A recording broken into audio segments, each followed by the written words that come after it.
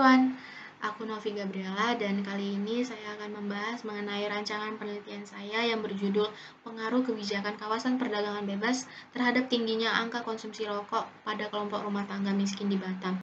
Adapun yang melatar belakangi saya mengambil penelitian ini dikarenakan berdasarkan data dari The World Bank bahwa Indonesia merupakan negara dengan jumlah perokok aktif tertinggi di dunia. Bahkan jumlah perokok prianya mencapai angka 76% diikuti oleh Rusia, Mesir, Cina, dan Bangladesh. Nah, berdasarkan data dari Susenas Maret 2021, bahkan konsumsi rokok pada perokok miskin 2021 itu sangat banyak tuh. Bahkan mereka tidak berhenti meskipun berbunyi, dikatakan oleh Susenas Maret 2021.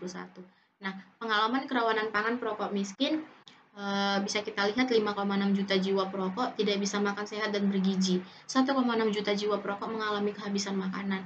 0,6 juta jiwa perokok tidak makan seharian. Jadi mereka tidak mengonsumsi makanan untuk perbaikan gizi mereka, namun mereka mengonsumsi rokok yang bahkan itu mengakibatkan bahaya untuk kesehatan mereka sendiri.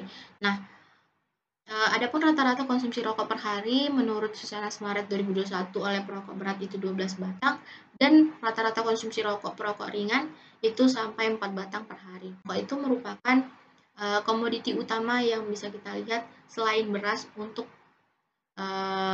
dikonsumsi. Nah, rokok menjadi komoditi utama dalam memberikan sumbangan besar terhadap garis kemiskinan. Seperti yang bisa kita lihat, berdasarkan data dari Badan Pusat Statistik, distribusi garis kemiskinan Maret 2019, garis kemiskinan makanan itu mencapai 67,46% dan garis kemiskinan non-makanan itu 32,54%. Di mana bisa kita lihat ada 10 komoditi yang memberi sumbangan besar terhadap garis kemiskinan makanan, itu 22,06%-nya beras dan 28,69%-nya rokok kretek filter. Bahkan konsumsi rokok garis kemiskinannya memberi sumbangan lebih besar daripada beras yang seharusnya itu menjadi komoditi utama yang dikonsumsi oleh kelompok rumah tangga miskin. Mengapa saya mengambil lokasi penelitian di Batam? Berdasarkan majalah dari Batam Post bahwa ada 203 merek rokok diproduksi di Batam. Bahkan ada 4.000 zat berbahaya dalam paru-paru yang diakibatkan oleh rokok, namun konsumsi rokok di Batam bahkan mencapai 2 kali lipat dari jumlah penduduk yang ada di Batam.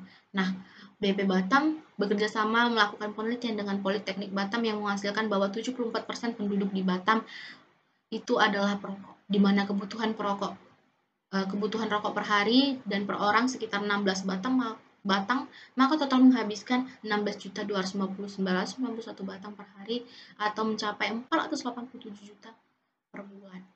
Angka yang sangat besar untuk pengonsumsian rokok. Nah, bisa kita lihat bahwa kawasan perdagangan bebas itu memberi pengaruh dalam tingginya angka konsumsi rokok, terutama pada kelompok rumah tangga miskin. Nah, fasilitas pembebasan cukai diberikan kepada perusahaan sesuai dengan Undang-Undang Nomor 47 Tahun 2007 tentang perdagangan dan pelabuhan bebas Batam, Bintan, dan Karimun yang diatur lebih lanjut dalam Peraturan Pemerintah Nomor 10 Tahun 2012 tentang kepabeanan, perpajakan, dan cukai serta tata laksana pemasukan dan pengeluaran barang ke dan dari serta kawasan yang telah ditetapkan sebagai kawasan perdagangan bebas dan pelabuhan bebas. Nah, jadi Batam itu salah satu kawasan yang ditetapkan sebagai kawasan perdagangan bebas, pelabuhan bebas, dan pembebasan cukai. Nah, karena diberikan pembebasan cukai, maka permohonan pembebasan cukai itu sebenarnya sudah diatur jumlah dan jenisnya oleh BP kawasan dalam bentuk kuota untuk produk tembakau atau rokok yang jumlahnya disesuaikan dengan kebutuhan konsumsi di kawasan perdagangan bebas Batam.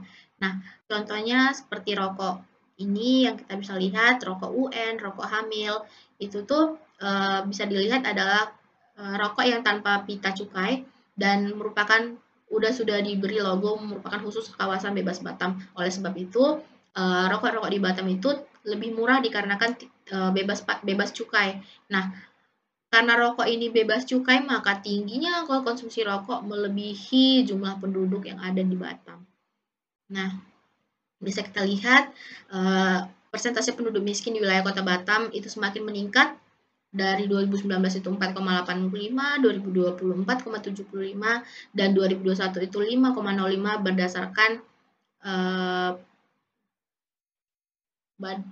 berdasarkan data dari Badan Pusat Statistik Batam Kota. Nah, komoditas konsumsi berdasarkan pengeluaran per kapita per bulan yang dilakukan oleh masyarakat Batam Kota, itu bisa kita lihat rokok menjadi salah satu penyumbang terbesar komoditi pengeluaran untuk per kapita setiap bulannya di masyarakat Kota Batam, terutama masyarakat dengan kelompok rumah tangga miskin.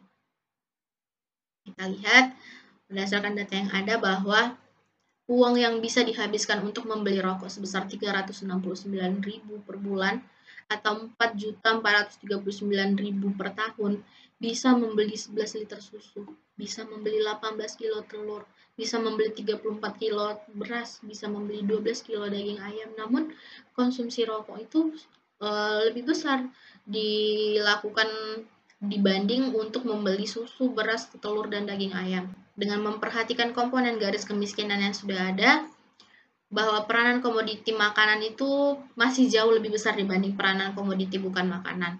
Nah, komoditi makanan yang menyumbangkan angka kemiskinan yakni beras, rokok kretek filter, telur ayam ras, daging ayam ras, daging sapi, kue kering, dan lain-lain. Nah, sedangkan komoditi non-makanan yang menyumbangkan angka kemiskinan di Kepri itu perumahan listrik, bensin, pendidikan, perlengkapan mandi, pakaian jadi, dan lain-lain. Berdasarkan data yang sudah ada, bahwa beras dan rokok merupakan dua konsumsi favorit orang miskin. Bisa kita lihat pengonsumsian daging hanya 5,7%, pengonsumsian beras itu 18,8%, pulsa itu 40%, rokok itu 10%.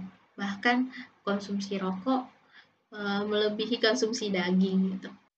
Ada yang menarik seperti mengapa konsumsi rokok di Indonesia itu bisa disamakan dengan kondisi kemiskinan di Indonesia? Kan nggak cuma orang miskin saja yang merokok, kan orang kaya juga merokok. Nah, kenapa rokok itu identik dengan orang miskin? Nah, sebenarnya rokok itu pun walaupun tidak dia menyumbang kalori, rokok ini itu konsumsi rokok itu menjadi pengeluaran terbesar selain beras. Nah, bisa kita lihat di kota itu 9,08%, di desa 7,96%. Bahkan konsumsi perokok di atas umur 15 tahun di Indonesia itu kota 22,57%, desa itu 25,05%. Nah, angka yang sangat besar gitu. Kenapa dikaitkan konsumsi rokok dengan kemiskinan? Nah, rata-rata pengeluaran kelompok rumah tangga, terutama kelompok rumah tangga miskin untuk rokok itu bisa kita lihat lebih besar daripada beras. Nah, sedangkan orang kaya itu pengeluaran rokok itu bukan sebagai kebutuhan yang harus dikonsumsi setiap hari, melainkan hanya sebagai selang-seling saja. Oleh sebab itu, bisa kita lihat pengeluaran rokok untuk orang miskin itu kadang tidak sebanding gitu dengan pengeluaran rokok oleh orang kaya. Orang yang tidak miskin itu merasa bahwa pengeluaran dia untuk konsumsi rokok itu nggak akan membebankan dia dan dia tetap mengutamakan komoditi utama yang seharusnya dia lakukan seperti makanan.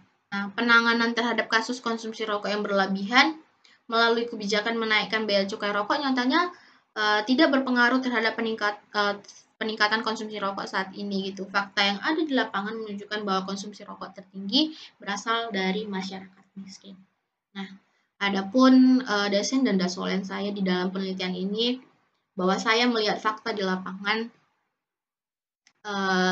anggaran belanja rumah tangga pada kelompok masyarakat miskin terhadap rokok hampir sama besarnya dengan anggaran belanja untuk beras. Padahal keadaan yang seharusnya terjadi di lapangan itu merupakan anggaran belanja rumah tangga pada kelompok masyarakat miskin mengutamakan makanan pokok lain di luar beras seperti daging, telur, susu, sayur yang meningkatkan gizi juga tumbuh kembang. Namun ekspektasi kadang tidak seindah dengan realita. Kita bisa masih melihat bahwa konsumsi rokok lebih besar anggarannya dibandingkan untuk daging, telur, susu, sayur. Oleh sebab itu, yang menjadi penelitian saya, apa sih yang menyebabkan tingginya angka konsumsi rokok di Batam, terlebih kawasan Batam itu ditetapkan sebagai kawasan perdagangan bebas cukai. Sekian dari rancangan penelitian saya. Saya Nafi Gabriela undur diri. Terima kasih. Bye.